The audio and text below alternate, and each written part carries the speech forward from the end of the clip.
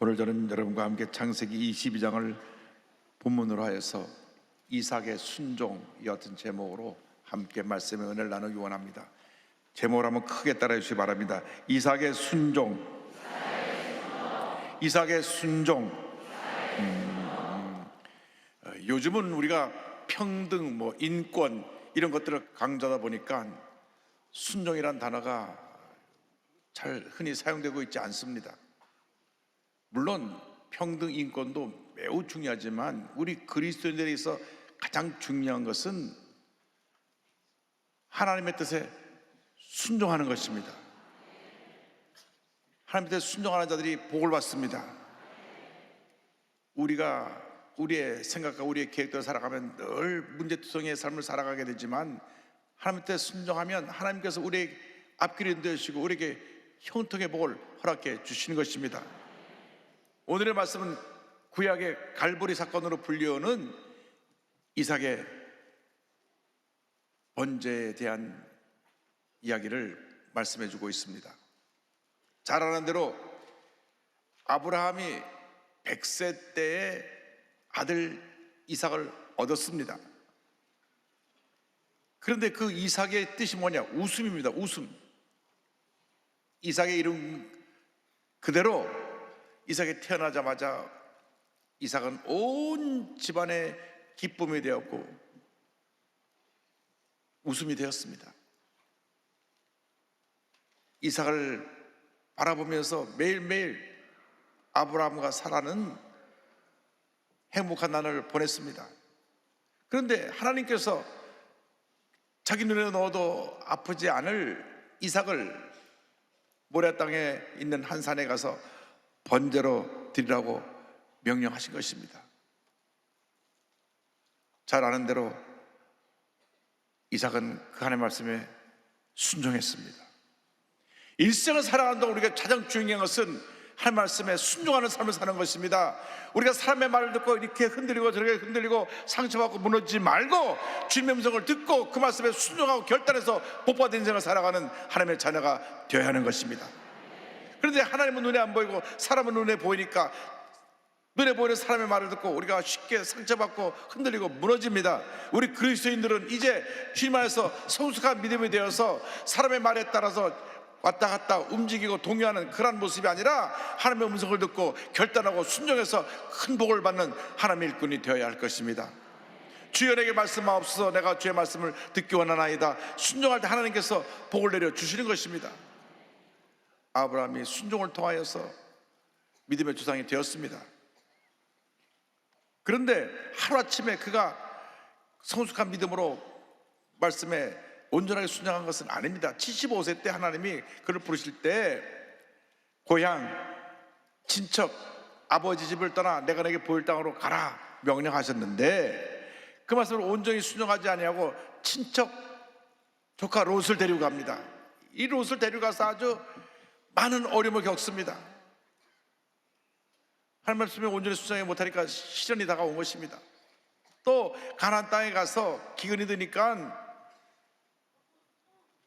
애굽으로 가면 식량이 풍부하다 그래서 하나님 음성도 안 듣고 애굽으로 내려갔다가 왕에게 부인을 빼앗길 뻔도 했습니다.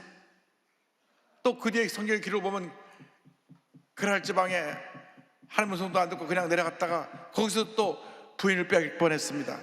이렇게 많은 연단 끝에 믿음이 자라서 그는 온전한 순종의 사람, 믿음의 사람, 하나님께 인정받는 주님의 일꾼이 되었던 것입니다.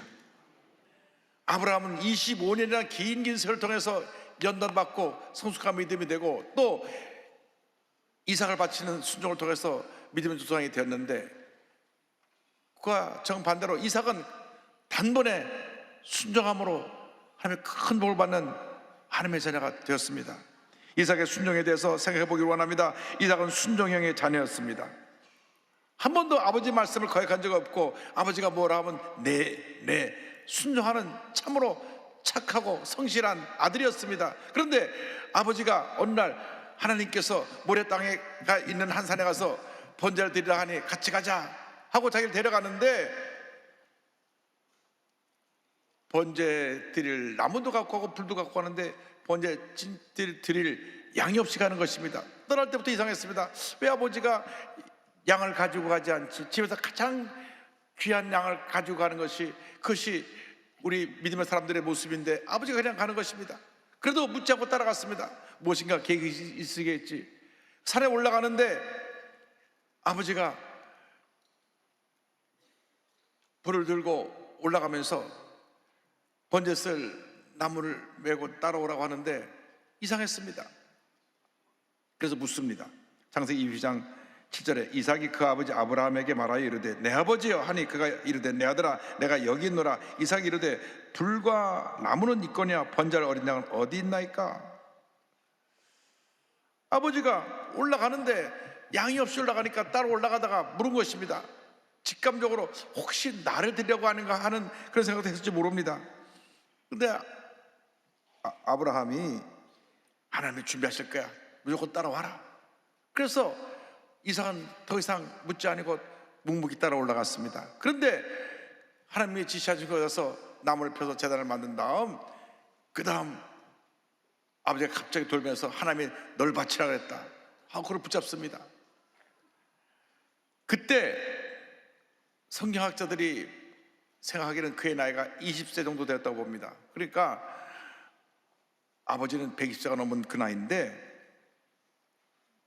아버지가 그를 붙잡아 칼을 들었을 때 그는 뿌리치지 않았습니다. 창세기 20장 9절 10절에 보니까 하나님이 그에게 일러주신 곳에 이른지라 이에 아브라함이 그곳에 제단을 쌓고 나무를 버려놓고 그의 아들 이삭을 결박하여 제단 나무에 놓고 손을 내밀어 칼을 잡고 그 아들을 잡으려 하니 20세가 된 이 혈기왕성한 아들이 아버지 왜 그러세요? 지금 제정신이 하고 떠밀어 냈더라면 아버지가 그냥 뒤로 나가 잡아줬을 것입니다. 그런데 하나님께서 너를 바치라 그런다는 그 말 한마디에 그냥 순종했습니다. 그래서 순순히 묶여서 그 단에 올라간 것입니다. 아버지가 칼을 들어서 자기를 죽이려 할 때도 그는 동의하지 않았습니다. 이렇게 이삭은 순종하는 하나님의 귀한 자녀였습니다. 아버지의 권위에 순종하고 하나님께 순종한 그 이삭의 순종을 통하여 하나님이 영광을 받으셨습니다. 아버지의 순종하는 것이 하나님을 기쁘게 하는 것이라는 그 믿음이 있었기 때문에 전적으로 이삭이 순종했던 것입니다. 이렇게 이삭이 아버지의 전적으로 순종한 것처럼 예수께서도 아버지의 뜻, 하나님의 뜻을 전적으로 순종하셔서 십자가에 달리신 것입니다. 이삭의 순종과 예수님의 순종을 비교해 보기 원합니다. 이삭의 순종은 장차 예수께서의 십자가의 순종과 희생을 예표합니다. 이삭이 아브라함의 뜻에 전적으로 순종한 것 같이 예수 그리스도께서 전적으로 하나님의 뜻에 순종하셔서 십자가 달려 온 인류의 죄를 대신하여 죽으신 것입니다. 그래서 예수님의 희생으로 말미암아 온 인류를 향한 구원의 문이 열려서 누군지 예수를 믿기만 하면 구원받게 되고 하나님의 자녀가 되는 복을 받게 된 것입니다. 아브라함이 사랑하는 독자 이삭을 하나님께 바친 것처럼 하나님께서 가장 사랑하는 독생자 예수 그리스도를 십자가 달려 죽게 하심으로 우리를 죄에서 구원해 주신 것입니다. 빌립보서 2장 6절 8절은 설명합니다. 그는 근본 하나님의 본체시나 하나님과 동대함을 취할 것으로 여기지 아니하시고 오히려 자기를 비워 종의 형체를 가지사 사람들과 같이 되셨고 사람의 모양으로 나타나사 자기를 낮추시고 죽기까지 복종하셨으니 곧 십자가에 죽으심이라. 죽기까지 복종하셨으니 곧 십자가에 죽으심이라. 그가 십자가에 죽으심으로 말미암아 예수님의 흘린 피가 온 인류의 죄를 사해서 누구든지 예수를 믿기만 하면 구원을 받는 놀라운 은혜가 임하게 된 것입니다. 그를 장사한 지 3일 만에 일으키시사 온 우주 만물의 가장 높은 위치에 예수님을 올려놓으셨습니다. 빌립보서 2장 9절로 11절입니다. 이름으로 하나님이 그를 지극히 높여 모든 이름 위에 뛰어난 이름을 주사 하늘에 있는 자들과 땅에 있는 자들과 땅 안에 있는 자들로 모든 무릎을 예수의 이름에 꿇게 하시고 모든 입으로 예수 그리스도를 주라 시인하여 하나님 아버지께 영광을 돌리게 하셨느니라. 이삭과 같이 아버지의 뜻에 하나님의 뜻에 순종하는 그러한 순종의 모습을 보이는 여러분 되기를 바랍니다. 예수 이름처럼 하나님의 뜻이라면 전적으로 순종해서 자신의 목숨까지라도 하나님의 영광에서 내놓을 수 있는 그런 믿음의 사람이 되기를 주님의 이름으로 축원합니다. 하나님의 뜻에 순종하지 아니하고 자기 뜻을 내세웠던 사울왕에게 사무엘이 이와 같은 말씀을 했습니다. 사무엘상 15장 22절입니다. 사무엘이 이르되 야훼께서 번제와 다른 제사를 그의 목소리를 청종하는 것을 좋아하신 것 같이 좋아하시겠나이까? 순종이 제사보다 낫고 듣는 것이 수장의 기름보다 나으니. 하나님 앞에서 순종의 사람이 되기를 바랍니다. 사람들의 말에 의해서 움직이지 말고 하나님의 말씀에 순종해서 주의 뜻을 이루는 복된 하나님의 자녀이 다 되시길 바랍니다. 주님의 뜻에 순종할 때 때때로 어려움이 있고 문제가 있고 고난의 과정을 통과할 때도 있지만 궁극적으로 하나님 모든 것을 하며가 선을 이루게 하시고 놀라운 은혜와 축복을 우리에게 부어주시는 것입니다. 우리가 순종하는 큰 믿음의 사람이 될 때 우리 삶에 하나님의 은혜와 축복이 날마다 넘쳐나게 될 것입니다. 처음 가신 저희 어머님은 아버님이 목사님이셨습니다. 평양신학교 8회 졸업생인 김용사 목사님이 저 외할아버님이신데, 외할아버님께서 황해도 장현에 7군데 교회를 세우시고 자전거를 타고 다니면서 그 교회를 돌보셨는데, 그 어머님이 아버님 원룸하지 못하고 북한에 있으니까 순교하셨을 것을 생각하시면서 늘 천국 가면 우리 아버님 뵈야 텐데 하시던 말씀이 기억납니다. 그런데 저희 자녀들을 다 앉혀놓고 늘 하신 말씀이, 너희들은 늘 주의 종의 말씀에 순종해야 된다. 순종해야 된다. 주의 말씀에 순종해야 된다. 절대 주의 말씀할 때 뭐라고 토를 다지 말고 순종해라. 순종해라. 그래서 저희들이 어릴 때부터 순종을 배웠습니다. 저는 그래서 여도순복음교회 1964년 4월달 처음 출석한 이후로 지금까지 우리 조영희 목사님 말씀할 때 한 번도 아니요라고 해본 적이 없습니다. 그저 네 한 겹밖에 없습니다. 1982년에 조 목사님이 저를 부르시더니만, 이 목사 미국 가서 공부 좀 하고 와라. 그래가지고 저하고 제 아내하고 저는 템플대학교에 가서 박사학위 공부를 하고 집사람은 메릴랜드에 가서 공부를 했는데, 공부를 하는 도중에 워싱턴에 교회에 문제가 생겨서 목회자 갖다 놓고 어려워서, 목사님 어떻게 할까요? 가서 그냥 교회를 돌봐라. 그래서 제가 워싱턴 수보원교회에 가가지고 그곳에 가서 또 교회를 다 짓고 조영희 목사님 모시고 헌당 예배를 드리는데, 설교를 한참 하시다가 제가 이용호 목사 빌려줬으니까 도로 데려가겠습니다. 그래갖고 와 웃었어요. 그 다음 해 선교 때 들어오니까, 이 목사 이제 들어와라. 그래서 제가 순종해서 들어왔습니다. 한국에 들어와서 국제신학연구원장하고 한세대 교수, 한세대 교육장을 하면서 이제 열심히 선교 있었더니만, 목사님께서 미국에 세운 베데스다가 대학교가 있는데 미국 학력 인정을 받는 정규 대학이 돼야 되니까 가서 학력 인정을 받아라. 그래서 베데스다 대학교 총장으로 임명하셔갖고 가서 학교 인준을 다 받고 이제 정규 대학이 되니까, 이 목사 이제 동경 가서 교회를 짜라. 그래가지고 제가 또 동경에 또 가가지고 교회를 다 지으니까, 건축을 다 하고 난 다음에 조 목사님 수고했다, 돌아와라. 그래가지고 한국에 제가 다시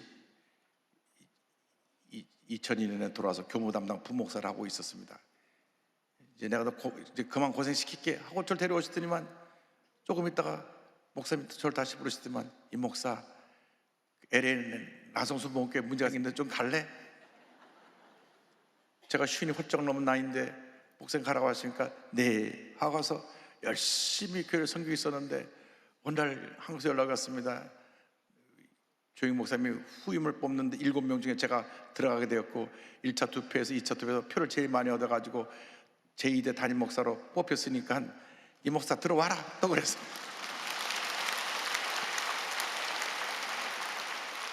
(2008년도 5월 22일) 날 제가 2대 담임 목사로 취임을 했는데, 순종하다 보니까 여기까지 온 것입니다.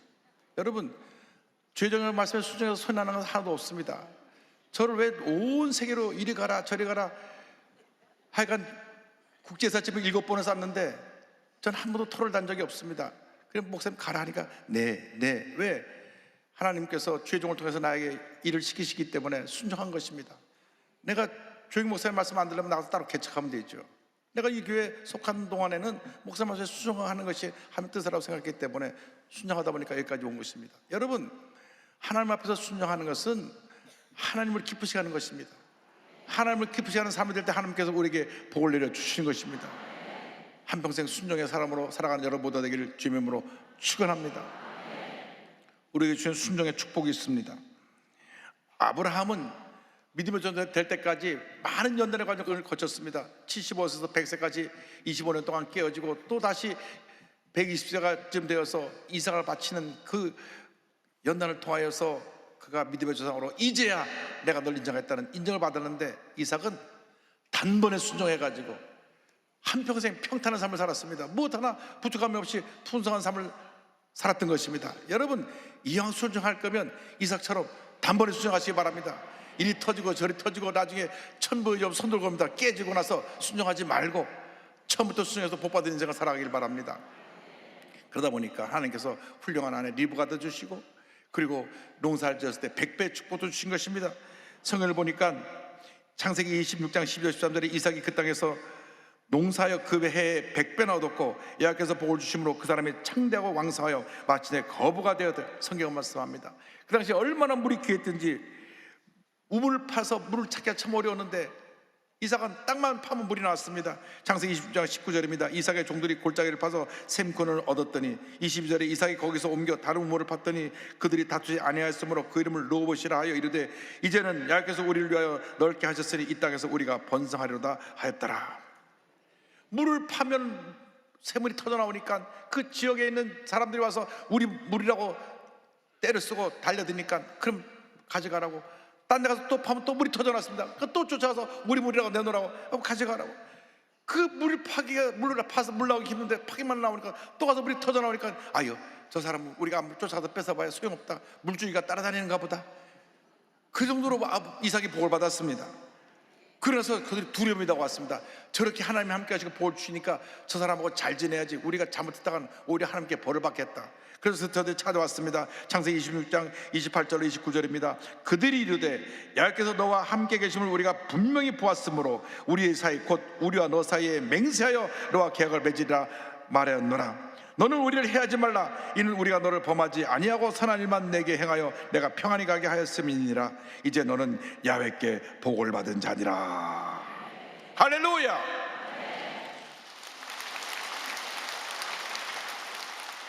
믿지 않는 사람이 하나님의 사람을 보고 당신은 하나님의 사람입니다 이렇게 인정한 것입니다. 여러분 어딜 가더라도 당신은 하나님의 사람입니다 인정받는 여러분 되기를 주님으로 축원합니다. 여러분 이 정도가 돼야 돼요. 믿지 않는 사람들이라서 우리를 두려워하면서 우리를 해치지 마십시오. 당신은 하나님과 함께하는 사람입니다. 이 같은 인정받는 사람이 될 때 하나님의 복이 임하게 되는 것입니다. 제가 오른교회 신성우 장로님 간증을 소개하려고 하는데, 많은 신을 통해 하나님께 순종하는 법을 배웠고 순종을 통해 하나님의 큰 복을 받은 하나님의 일꾼이 되었습니다. 이분은 건설자재 전문기업 하우시티아를 이끄는 대표님이신데, 군대를 졸업하고 건설회사 3부 통원에 입원해서, 우리나라 아주 굴제 건설회사인데 국내 및 해외에 사용되는 모든 건설자재를 구매하는 업무를 담당하면서 대한건설자재협회 회장을 2년이나 지냈습니다. 그래서 이 건축 자재를 구입하고 하는 그 모든 일에 자문으로 활동하면서 우리나라 건설 발전에 크게 기여했습니다. 사회적으로는 승승장구하는 인생이었지만 신앙적으로는 의무적으로 주일날만 예배에 나오는 것이 전부였습니다. 첫 번째 시련이 다가온 것이 39살 나이에 위암이 찾아온 것입니다.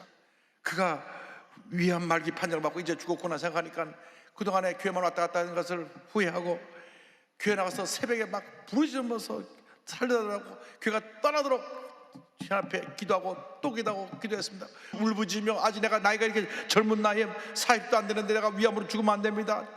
나를 살려달라고 기도하니까 하나님의 은혜가 임해가지고 그가 위를 3분의 1 자라내고 나서 전혀 그 후에 후유증 없이 건강한 모습으로 회복이 되었습니다. 할렐루야.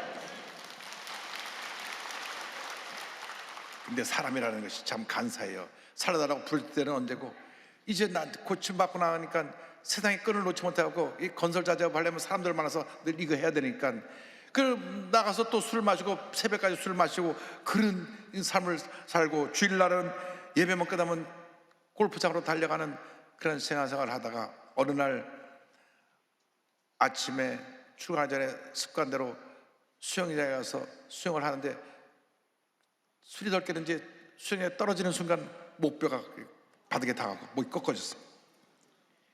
그래가지고 이젠 전신마비가 돼서 이제 당신은 앞으로 정상적인 활동을 못한다는 그 말을 했을 때 거기서 다시 하나님 부르셨습니다. 하나님 저를 살려주시면 내가 열심히 주님을 하겠습니다. 다 살려주니까 다시 또 옛 모습으로 돌아갑니다. 하나님이 이제는 완전히 그를 손보시려고 그의 아들 문제를 통해서 그를 탁 꺾으시는데, 그 아들을 초등학교 4학년 때 미국에 유학을 보내가지고 형님 댁에 맡겼는데 가자마자 계속 사고를 쳐가지고 형님부터 전화가 왔습니다. 너무나 사고를 쳐서 이 학교에서 이 아이를 감당할 수 없이 도로 한국으로 돌려보낸다고.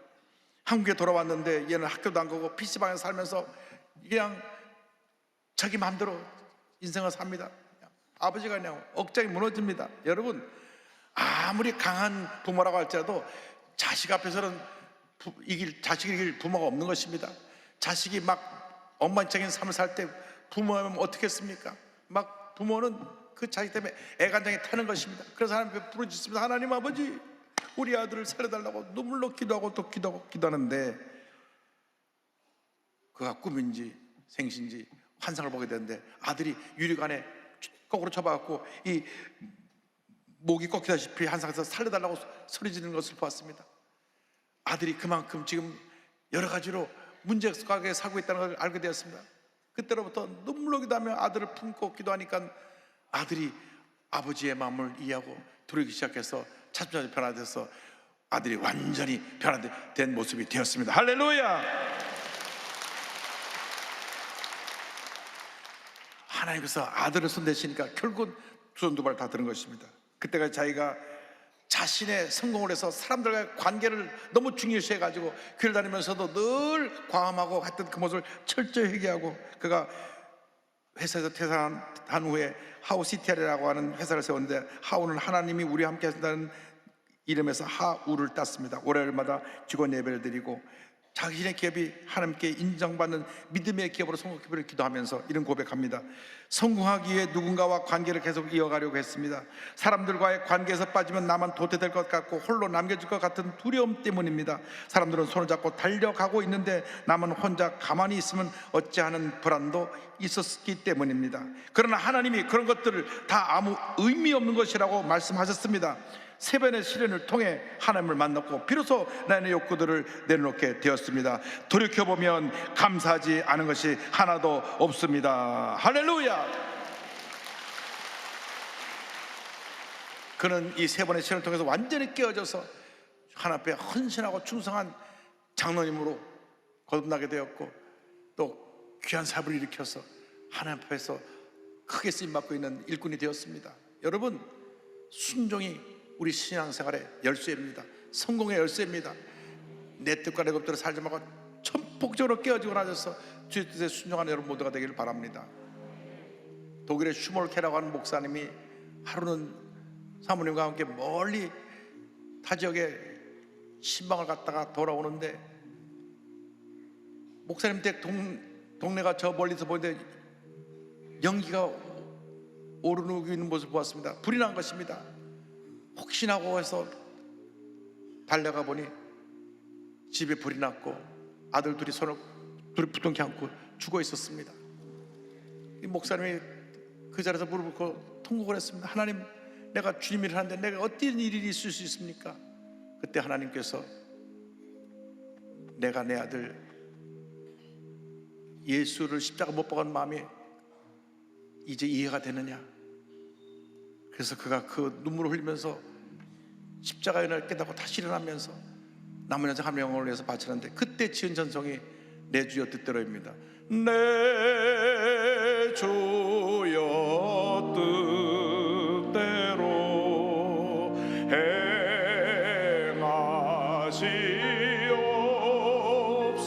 행하시옵소서. 온 몸과 영혼을 다 주께 드리니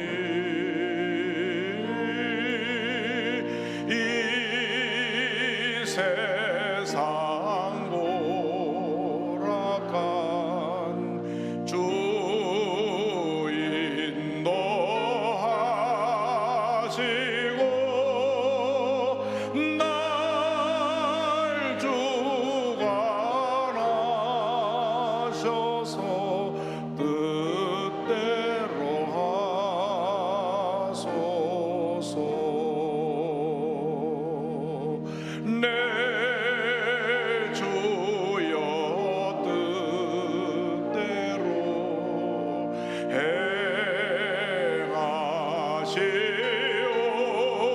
행하시옵소서. 큰 근심 중에도 낙심케 마소서.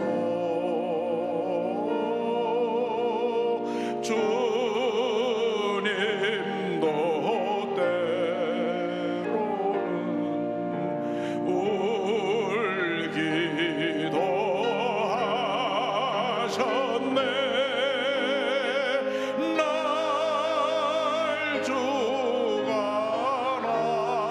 주관하셔서 뜻대로 하소서. 기도하겠습니다. 사랑과 은혜와 자비가 원하신 하나님 아버지, 내 뜻대로 살다가 우리들은 깨어지고 넘어지고 다치고 상처투성의 인생을 살았습니다. 주님, 온전히 순종하는 삶을 살기 원합니다. 하나님 뜻대로만 살기 원하오니 우리 일생을 인도하여 주옵소서. 예수님의 이름으로 기도 올리옵나이다. 아멘.